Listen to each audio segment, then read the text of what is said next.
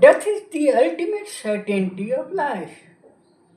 In many spiritual traditions, death is viewed as a passage to higher place of existence. To accept death is to embrace the beauty of life. Perception of death by philosophers. Socrates views death as either a peaceful sleep or a journey to another existence.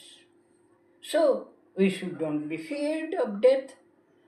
Ascetics see death as a natural process, no different from birth and aging. Epicurus reassured that death is nothing to us, for when we exist, death is not, and when death is, we do not exist.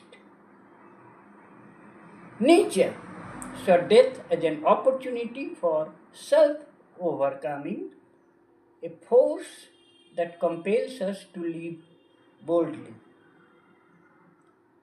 Buddhism teaches us that death is a moment in the endless cycle of rebirth shaped by one's karma. Perception of death by Indian sages through Hindu scriptures. Indian sages perceive death as not as an end, but as a transition, a gateway to another phase of existence. The Bhagavad Gita teaches that the soul, Atman, is eternal and merely sets the body like worn out clothes. Self is neither born nor does it die. Death is considered as a natural law.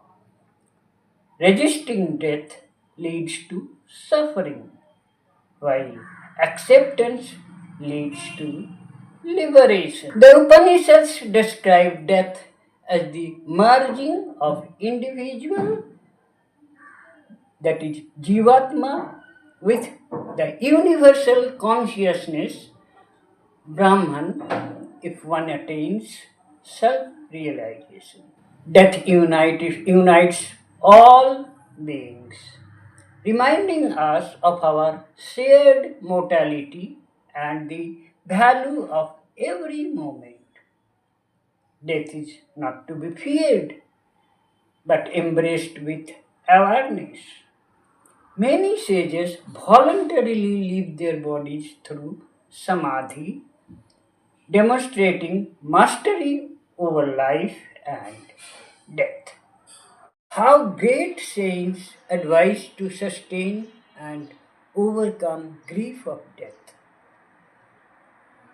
Soul is immortal, and remembering this can bring peace to those grieving. Focus on what you can control, our response to loss, rather than the loss itself. Attachment is the cause of suffering. Acceptance of it leads to peace. Cherishing the memories of good work of the departed, we can change our own soul. This is a way of transforming grief into creative energy, using loss as a catalyst for growth.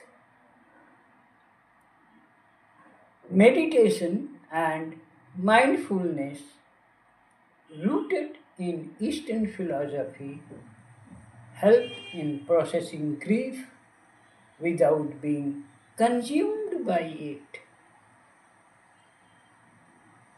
Engaging in the acts of service and continuing the legacy of the deceased can turn sorrow into purpose. We may better understand and perceive death and overcome their grief through poems of Rumi like this one.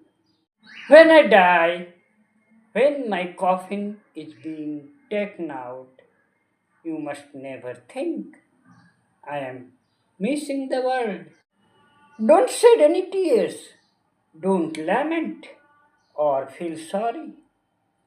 I am not falling into a monster's abyss.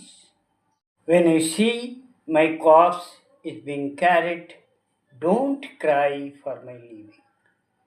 I am not leaving. I am arriving at an eternal love. When you leave me in the grave, don't say goodbye. Remember, the grave is only a curtain for the paradise behind. You will only see me descending into the grave. Now, watch me rise.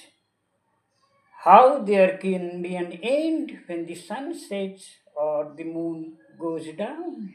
It looks like the end. It seems like a sunset.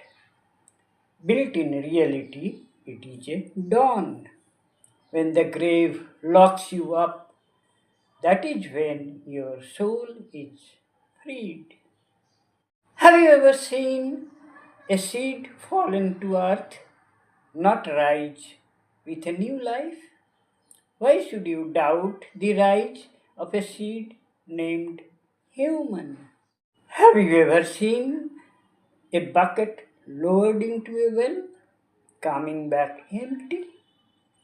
Why lament for a soul when it comes back like Joseph from the well? When for the last time you close your mouth, your words and soul will belong to the world of no place, no time. Thank you for watching. Do write your comments. To access all such stories, click on the link in the description of the video.